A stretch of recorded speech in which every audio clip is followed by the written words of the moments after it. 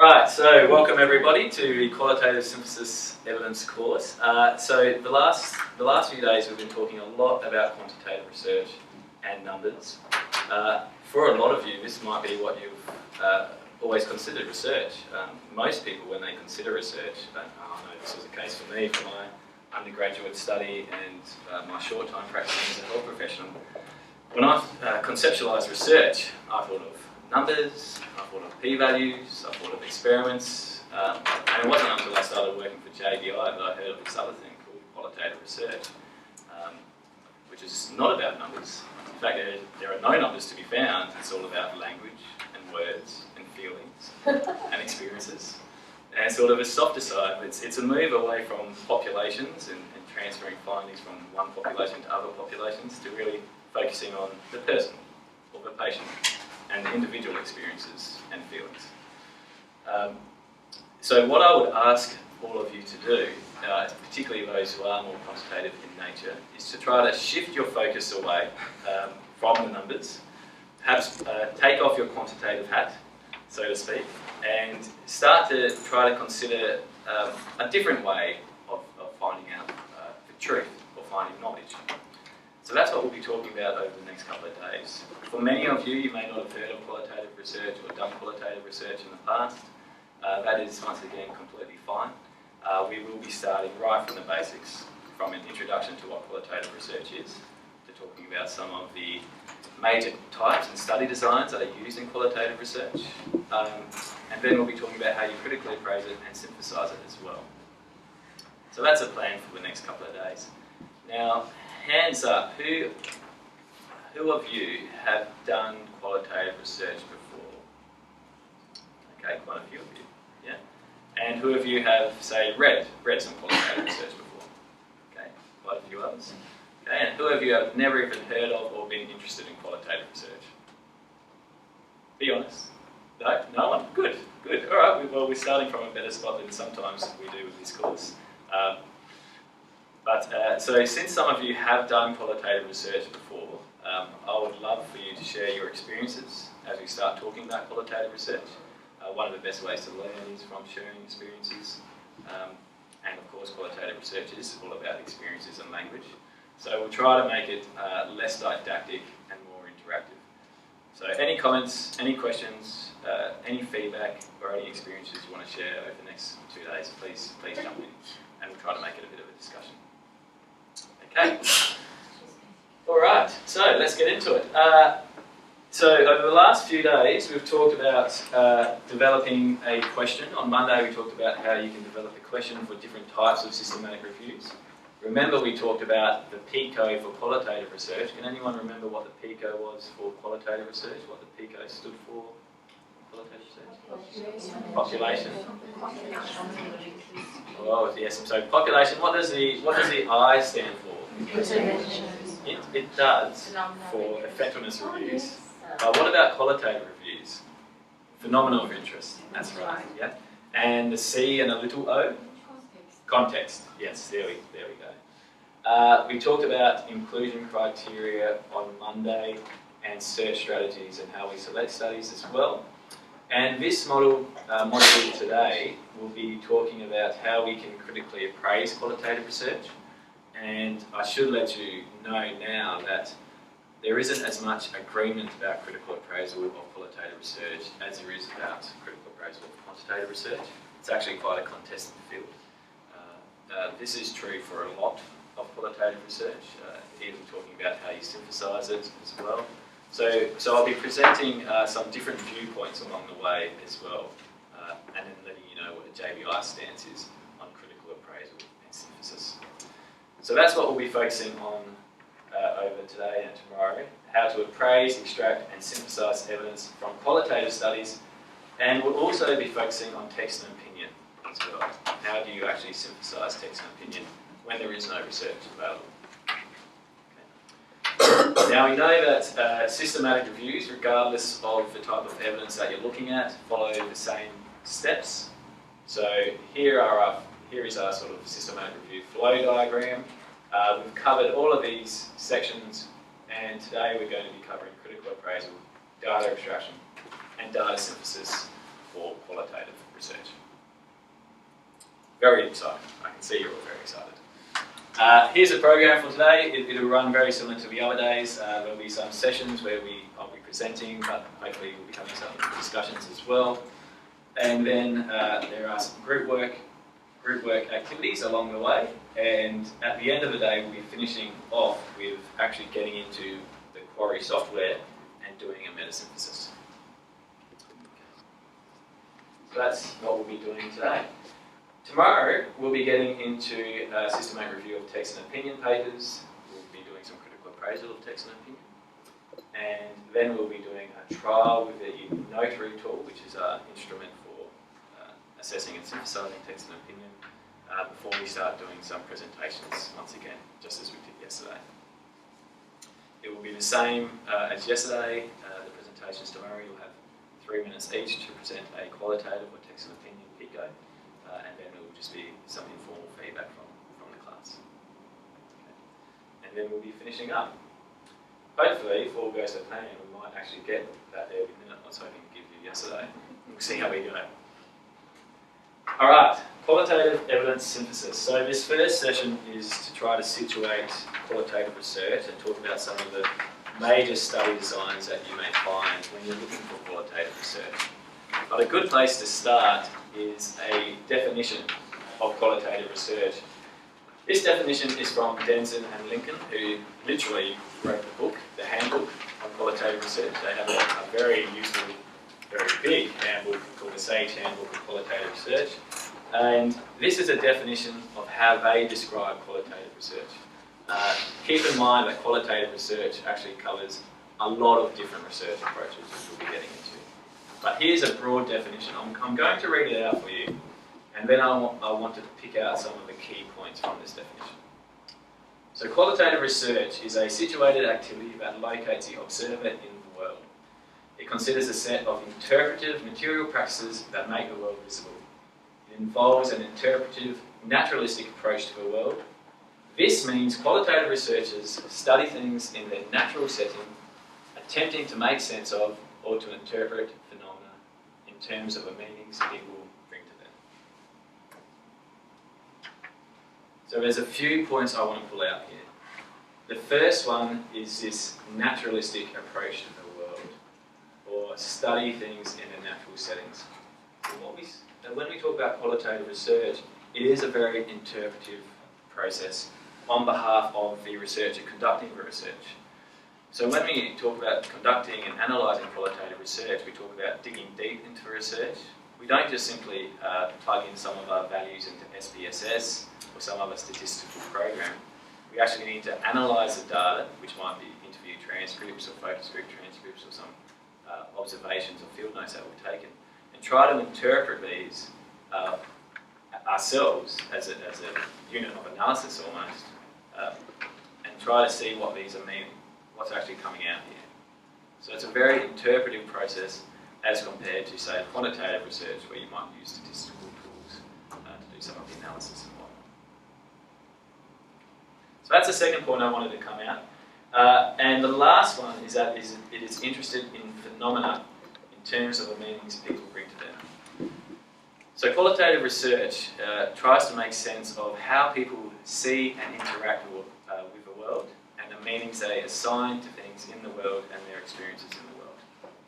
So kind of like what you were just saying before, Gavin. It's really interested in people's individual experiences and how they are making sense of their situation and their life and existence in the world. So already we can see some really striking contrasts with the quantitative modules. Back in the, say, 60s and 70s, when qualitative research was starting to emerge, particularly in the social sciences, there was a lot of argument between sort of the quantitative people and the qualitative people. People would say that, the quantitative people would say, well, you can't do qualitative research, what does this even mean? You can't transfer it to other settings, it's basically pointless, how is this going to help anyone? Whereas the qualitative people would be saying, the quantitative research just doesn't give us any real rich data on how people experience the world. It is far too superficial. If we want to really find out what's going on, we need to do more in-depth interpretive research. So for a long time there was this big conflict between quantitative and qualitative research. And in certain areas there is still this big conflict, and as Rebecca says, there are still a lot of people who might undervalue or not appreciate the importance of qualitative research. However, I think more recently people are starting to see that qualitative research is important, that it does have a very important role to play. Even the people who have been more quantitative in the past are starting to realise that qualitative research, perhaps in addition to their quantitative studies, can really give them a better picture of what's going on here. And that's why we're starting to see a lot more mixed methods research coming out. So some of this we've already touched on. So healthcare is a people-centred process, concerned with health and healing. Now, I don't want to get into the debate of quantitative versus qualitative research. I think we've moved past that. I think as a community, as researchers, as academics, as clinicians, we've moved past that debate. And qualitative researchers don't say that quantitative research is useless. I mean, just look at the statistics now. I mean, people are living longer. We're able to cure a lot of diseases which we weren't able to cure in the past. And a lot of this is from biomedical or quantitative research and trials. And this has been fantastic for healthcare. I mean, we're in a pretty good state at the moment compared to where we have been in the past. And a lot of this is due to quantitative research. However, we know that in healthcare and as healthcare professionals, we aren't just dealing with robots or with mice or mechanics. We're dealing with people. And people have feelings and experiences and can make decisions themselves. Healthcare is a holistic practice. And quantitative research, as good as it is, cannot give us all the answers. And that is why qualitative research is important. And that's what this slide is trying to say. So qualitative research and quantitative research are very important to improve healthcare. So what about some of the areas where qualitative research can actually assist us? Well, there's a lot of areas in healthcare and in society in general where qualitative research can help improve our understanding. Through health services policy, planning and delivery, it helps us understand how individuals or communities perceive health, how they manage their health and make decisions related to health service usage. So why do some people go to the doctors or the hospital and why do some others not? How do they experience their time in health systems? How do they experience certain conditions and diseases? We don't necessarily just need to look at the patients or the clients as well. Qualitative research can give us a better idea about what's actually going on and what we do as health professionals or researchers or clinicians as well. So you can do qualitative research into what does it mean to be a surgeon, or what actually happens in the ICU, what are the issues with power and relationships and boundaries between scopes of practice. So you can use qualitative research to actually investigate healthcare practice as well, not just the people or the patients. And there's some really good examples of that. It can also help you evaluate components and activities of health services that cannot be measured in quantitative outcomes. So this is looking at some of that mixed methods research as well. Sure, a lot of health services have surveys that might look at satisfaction, but if you want to get really true, rich data on their experience and their journey through your health system encounter, then you really do need to talk to them and try to get some of that deeper, richer information as well. So there's a lot of examples of where we can use qualitative research in healthcare, whether it's part of mixed methods research or is standalone research. Now, some of you have done qualitative research in the past, and I'd like to invite you to share your experiences here now. I'll start off with a project we've recently done. Some of you might have heard of surgical safety checklists before. Some of you heard about these checklists? Yeah. So these checklists, basically they're checklists that are meant to be done before surgery or during surgery for every single patient who goes into surgery. And it's basically a checklist of items that have been found to reduce mortality and morbidity post-surgery. So there's questions like making sure you stop before you anaesthetise the patient, make sure you've got the right patient, ask the patient, are you this person, what's your date of birth, this date, double checking that you're operating on the right site, okay, the right site, the right person, making sure they've had antibiotics if they need antibiotics, making sure there's blood available if they need transfusion. So there's a list of questions that you can be used to check to reduce errors essentially. And so these checklists, although very simple and not very costly intervention, have been found to have great benefits in reducing mortality for health systems. Now, so we did some quantitative research in Australia. We looked at the uptake of these checklists in practice, and we found that some areas were doing it quite well, and some areas were not very compliant with these checklists. And that's what we found with our surveys and our quantitative observations. So that's what we found. Some people are doing it well, some people aren't doing it very well. But what we wanted to know is why. Why are some people doing it well? Why are some people not doing it well? What are the barriers, perhaps, and what are the facilitators? So what we did is we did focus groups and interviews with surgeons, with anaesthetists, with nurses, and other people who work in the OR across Australia, and we came up with some of these ideas about when it works well, this is in place. So when it works well, the surgeon normally leads a process and is supportive of a process. Everyone actually listens in when someone is going through the checklist. And we also know that in other areas it doesn't work well when it's not supported by the organisation, perhaps when you have surgeons who don't work at that area full time and they're just coming in and they don't want to run the process, so they're not listening. So we found out all of this information about why it is working sometimes and why it's not, and we found this out through qualitative research.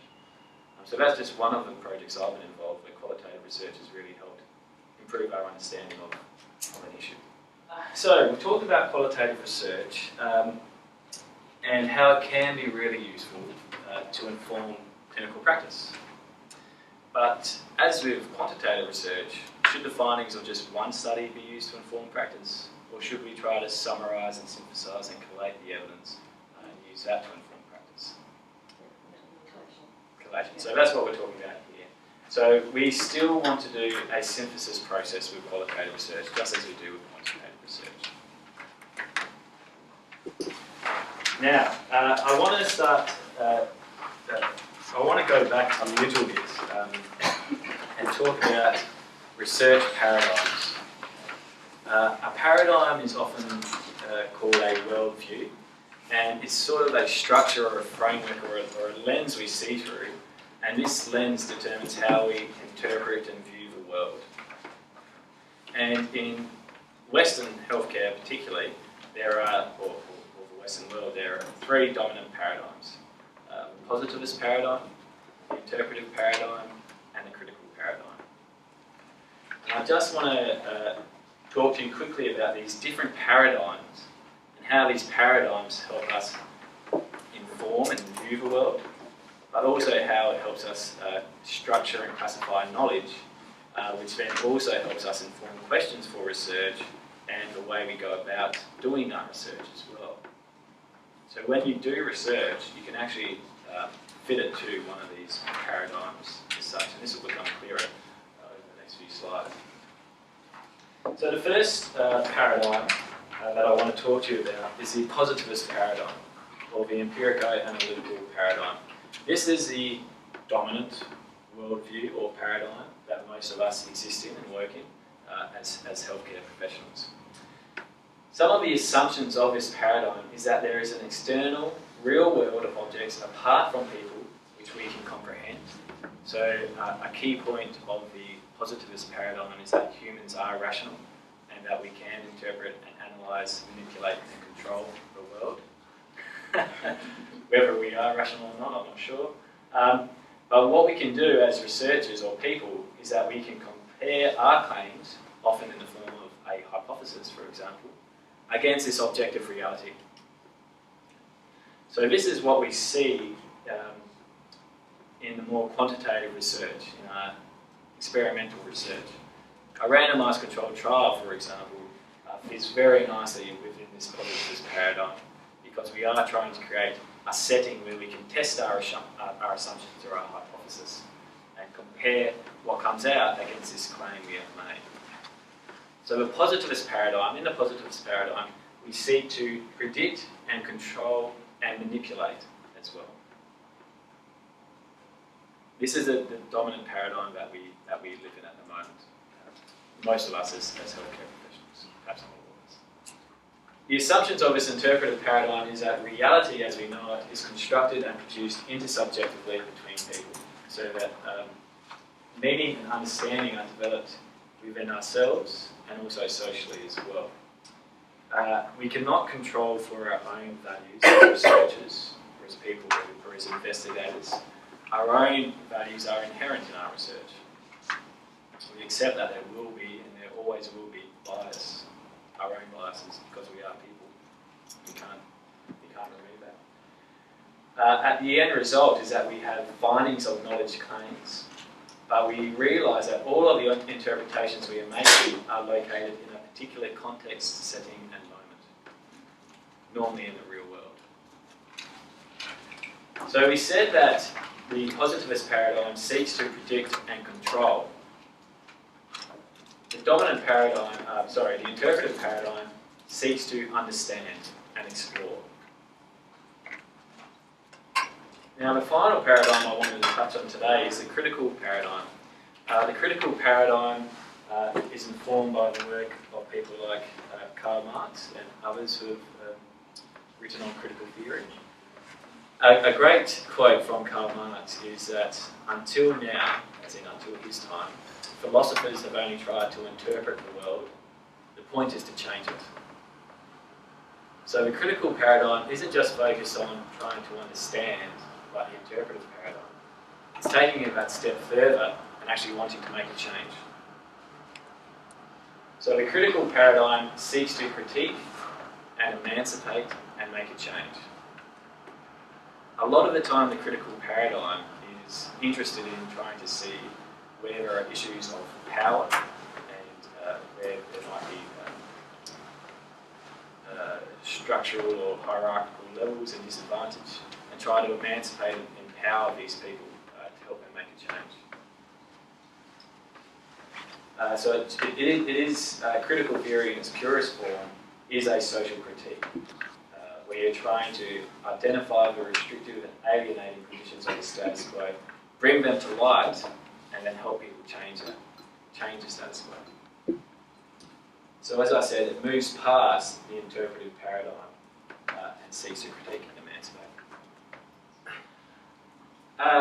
So qualitative methodologies, there are a lot of different study designs or qualitative methodologies that you can do to address interpretive and perhaps critical paradigms. Some of these look at action and just providing a description of what's going on. Some of them are very much involved in what we call structures of consciousness and trying to find how people experience and conceptualize things in their brain and their own consciousness. And then some are quite analytical as well. But there are some main types, and we could be here for weeks or months talking about all the different types of qualitative research designs, but remember we're here to learn about qualitative systematic reviews. So what I'll be talking about next is some of the main study types you may actually find during your qualitative systematic review process. Alright, so that brings me to the most common interpretive methodologies. The first one I want to talk to you about is phenomenology. Now I want everyone to say that after me. Phenomenology. I have enough pronouncing words normally, so phenomenology is quite a tongue teaser for me.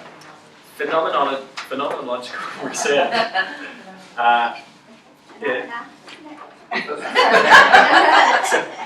It's quite a bit. But the idea is the idea is that the main assumption of phenomenology is that people come to know a phenomena through their experience of it. So phenomenology is interested in trying to find out what people's experiences are. Sometimes you'll see terms like, what is a lived experience of such and such? And these sort of studies normally take a phenomenological approach. As I go through each of these studies, I'll try to give you an example study and the way you collect data in such a study as well. So if I don't do that, call me on. So it is very much focused on the individual, how that individual experiences that certain phenomena. And it doesn't rank or classify experiences on a hierarchy. If more people have an experience, does that mean it's more important or not? It doesn't classify it like that. It says every single experience is important. It doesn't try to quantify as such the experiences. So the focus is on people's subjective experiences and interpretations of the world, and the aim of researchers who do phenomenology is to understand how the world appears to others or the people they're researching. So there is a lot of examples of phenomenology in healthcare. In particular, in nursing research, there's a lot of phenomenological studies that look at how people experience conditions. So what's it like living with cancer? What's it like being on a waiting list to receive a kidney transplant, for example? And the way that people collect data in phenomenology is normally through in-depth, one-on-one interviews, because you're really focused on that individual experience. Now, the structure of these interviews, well, in fact, there normally isn't a structure. We call these unstructured or semi-structured interviews. So it's not about asking a series of questions that you've come up with as you would in a survey, but it's more you try to ask really open-ended questions so that they can provide you with their raw experience, and you are not trying to manipulate or direct them down the path you're trying to go. So you might ask a really broad question like, what is your experience living with end-stage renal disease? And then they might start talking. And then it's your job as a researcher to try to prompt them to keep talking. So you keep asking open-ended questions. So you do things like, tell me more about that. Or you might just use prompts as well. There's all this literature about how you can get the most out of these interviews, like, go on, these sort of things. So it's all about trying to get them to give their raw experience to you without you leading the person or participant. That's how you collect data. So once you've done your interviews, and these may go for an hour, they might be one-off 1 hour interviews, or you may do a series of interviews over weeks or months with patients or even just one person. Once you have all that data, you would normally have it transcribed, and then you do something called a thematic analysis on it. I will talk about that a bit later. So that's phenomenology. Now I just want to quickly, very quickly, go into some of the history of phenomenology. The person who came up with phenomenology was a guy called Appraisal. This was in the early 20th century. And he came up with phenomenology, and he was really trying to find out how to measure or how to determine how people experience the world. And his approach was that to try to determine how people experience the world, or try to get at the true experience, we ourselves, because I'm trying to find out your experience, need to try to remove all of my assumptions, all of my biases, and put them aside before I do this investigation. This was a process that he called bracketing. So if I'm going to interview say I've done some work in burns before. If I'm going to try to find out what the experience is of living with a burn injury, or recovering from a burn injury, I now need to try to think of all of my assumptions about what that experience might be, and put them aside in a little box. Okay. And hopefully then they won't affect or bias my judgment and the way I conduct my investigation. Sounds like a good idea, doesn't it? It sounds incredibly hard to do, doesn't it? So there was another guy called Heidegger, who was actually one of Husserl's students. It was actually a nasty piece of work. Long backstory, but Husserl was a Jew working in Germany, and Heidegger wasn't a Jew, he also worked in Germany. Husserl eventually had to leave Germany in the 1930s, whereas Heidegger stayed on and took over Husserl's rectorship at a Nazi university, a member of the Nazi Party. But we'll put those biases aside for the moment, because he did do some, although some people still critique him on this, obviously, so I should. But he said this is impossible to do. You cannot bracket your own assumptions. You cannot move them aside and put them in a box. It's impossible. So when you approach phenomenology, you have to do it through your own process, your own experiences, and any data that comes out is through you, and you can't remove your biases. Now, I just want to say this is this is an oversimplification of the argument between the two. There is huge debates about the two which go on in the literature, but I don't want to go into those now because that's very in-depth. So that's just a simple approach. So Husserl was all about bracketing, and he thought if we do that bracketing, we can also find out what the common experiences are amongst people. He called this a transcendental experience. And Heidegger said this is impossible. You can't remove your biases. Everything you do is through your own assumptions and biases, and you can't really create a universal or transcendental experience as well. So today, and although there have been other major writers and leaders on phenomenology, such as Van Mennen and others, today you'll still see some people saying, I'm going to take a Husserlian approach, I'm going to take a Heideggerian, also known as a hermeneutic approach. Okay. And when you see those words, you can see what they've tried to do with their own assumptions. All right, this brings us to critical methodology. So action research. I'm a little bit biased here, I should tell you. I should announce my biases to you all. I would consider myself an action researcher, and I've done some action research projects in the past.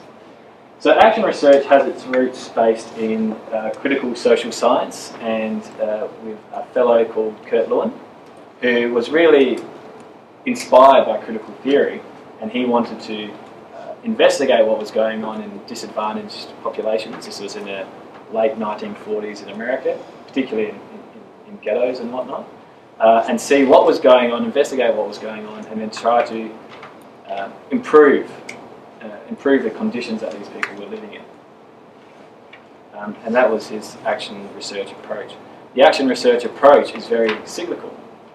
So it's a cycle where you identify problems at the start, where you have your issues for investigation. You carry out your research to find out what is going on. You try to, sometimes we call this the real, what is going on, what is really happening. And then you want to identify the gaps between the real and the ideal. So what would be going on in an ideal setting? And that gap is a gap that you can then start to try to make a change to improve. So you formulate an action plan, then you implement the action, reflect on this, and an action research project often has one or two or more cycles. So you may have tried to introduce some strategies to make a change, result in a change, but it may not have actually resulted in the change you wanted or expected, or it may not have done anything. So then you once again identify the problems and follow this cycle again. So in the past, action research has its history in working with disadvantaged communities and trying to empower and perhaps emancipate these communities. It is informed by critical theory and challenging the status quo. But lately it's been used in evidence implementation projects in healthcare as well. So it's been used as a framework to introduce change to practice. And the premise is that individuals are autonomous beings who are capable of exercising agency. They are capable of advocating for themselves and also making a change. Now, the last methodology I want to talk to you about is discourse analysis. So, what is discourse? Discourse is communication. It is to talk, to converse, hold forth in speech, or to writing on a subject. So there is a discourse around certain phenomena. So discourse is a way of representing phenomena in language, and a discourse analysis is the investigation of certain discourses relating to certain topics and how they may change over time, and also finding out what are dominant discourses and what are perhaps less dominant or hidden discourses as well. So when you do a discourse analysis, you're normally you might look at newspaper articles, magazines, news reports. All of this is a discourse on it, and you may be interested in a certain topic or subject. And if you look at it over time, you can see how that discourse may change.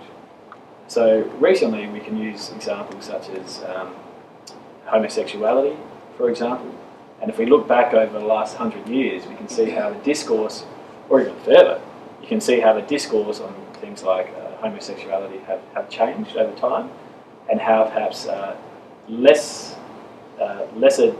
or hidden discourses have grown to become more of a dominant discourse.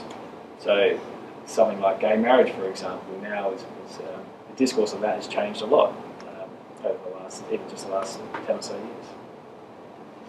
So you can look at the discourse on a whole and analyse this critically on a whole range of issues. Mental health is another one. If you look at mental health back in the Middle Ages, they were possessed and should be burnt at the stake. Moving forward, then it was putting them and locking them up in an asylum, perhaps, and removing these sort of people from society.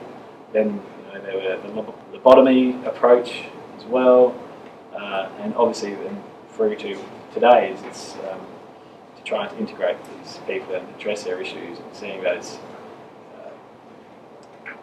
trying to get them to be a vital part of society. So you can look at all these different types of discourses, and there's thousands of discourses, millions of discourses that you can analyse in the literature. So they are the 5 main types of qualitative study designs that you may or may not come across during your systematic review. I've done quite a few qualitative systematic reviews now. I can tell you that I actually have never come across a discourse analysis, so they're not quite as popular or prominent as the other types that I've discussed. The other thing I should mention is that although these are sort of phenomenology, grounded theory, and ethnography particularly are some of the most popular qualitative research studies and methodologies, sometimes people will do research and they might just call it a qualitative research study. So you'll need to have a look and see how that actually fits perhaps with one of these types. So there's also a type of qualitative research study which is called qualitative description, where it isn't as quite theoretical as some of these approaches, but you're really just trying to describe what is going on using qualitative methods. But how do we analyse data in qualitative systematic reviews or in qualitative studies themselves? So there aren't numbers.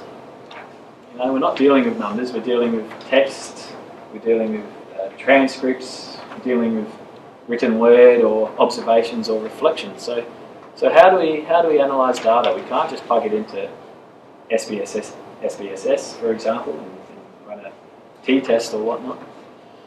So what can we do? Themes. Most qualitative data analysis is based on a process of thematic analysis, where you look at all of your results, all of your data, and then you try to group and collate it with other data that is similar to that, to create categories or themes, which can then inform a theory or a model or some of your conclusions at the end. Now, depending on the type of qualitative research you're doing, there is different guidance. My old professor used to say that there are as many approaches to qualitative data analysis as there are qualitative researchers themselves, but most of them are based on the process of thematic analysis. Sometimes this might be a 6 or 7 or 8 step process, sometimes this might be a simple 3-step process. But the idea is that you look at all the information and you try to group it somehow into themes based on perhaps their similarity in meaning. So the end result are these sort of summary themes of most of these types of studies. This will be a lot clearer once we read some qualitative research papers a bit later on, for those of you who haven't read much qualitative research. Okay? Alright, so there's 3 steps or 3 approaches to qualitative data analysis. The first one is that it is a separate step following data collection. So you do your research, you might collect all your interviews, do all your focus groups, and then you have all of your data, and then you do your data analysis. There's another step where you might, another approach is that you do data analysis simultaneously with data collection. And we talk about an approach where that is appropriate. Can anyone remember where you do data analysis and collection at the same time? Grounded theory, good.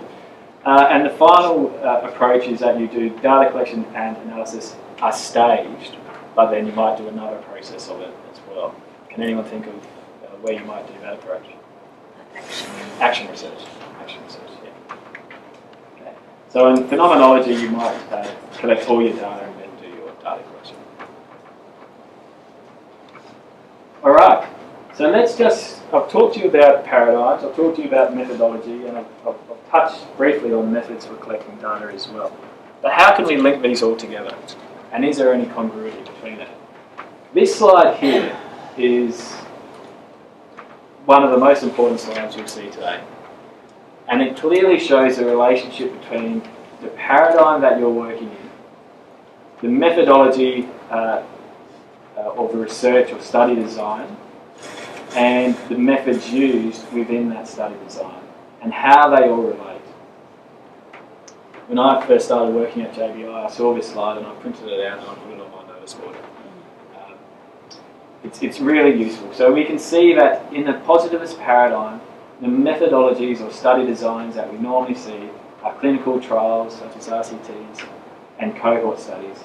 And the methods we use are quantitative measurements of outcomes and a statistical analysis of that. In the interpretive paradigm, we see study designs or methodologies such as phenomenology, ethnography, and grounded theory. And the way we collect data is normally through interviews, through observation, and through fieldwork. And critical approaches such as action research use group processes and reflection. Reflective journaling. So this is a really neat slide to sort of summarise what we discussed this morning.